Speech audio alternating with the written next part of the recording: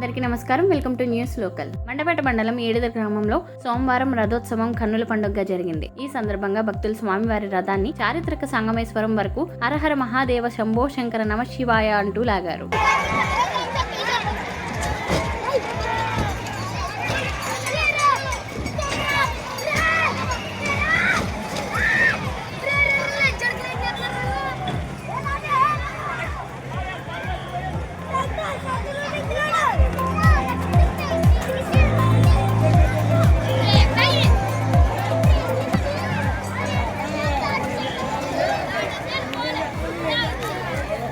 సమేత సంగమేశ్వర స్వామి రథోత్సవం ఈరోజు చాలా కన్నుల పండుగగా ఏడు గ్రామంలో సుమారు 1000 మంది గ్రామస్తులు రథాన్ని చాలా అతి తొందరగా సుమారు 5 గంటల లోపలనే తీసుకొచ్చి చాలా కన్నుల పండుగగా ఈ రథోత్సవం జరిగింది.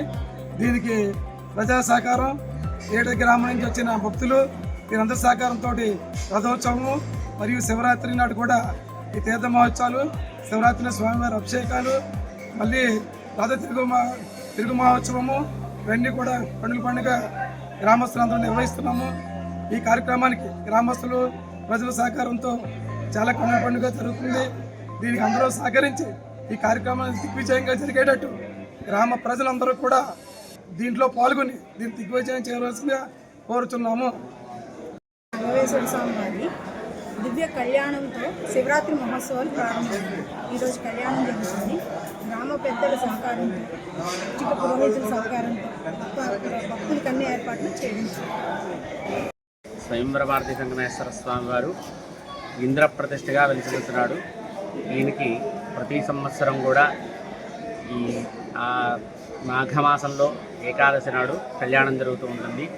ఏడుద నుంచి రథం తీసుకొచ్చి స్వామి ఉత్సవమూర్తులు ఇక్కడ తీసుకొచ్చి కళ్యాణం చేసి స్వామివారికి ఈరోజు రాత్రి కళ్యాణం జరుగుతుంది. కళ్యాణం చేసి శివరాత్రి రోజున రాత్రి లింగోద్భవకాల అభిషేకం జరుగుతుంది. అభిషేకానంతరము భక్తులకు ప్రసాద వితరణ జరుగుతుంది.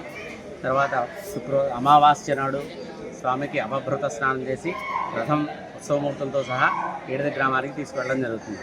ఇక్కడ స్వామి ఇంద్రుడిచే ప్రతిష్ఠించబడ్డాడు కాబట్టి ఈ స్వామి మనం కోరిన కోరికలన్నీ తప్పకుండా నెరవేరుస్తాడని ఇక్కడ ప్రతీతి.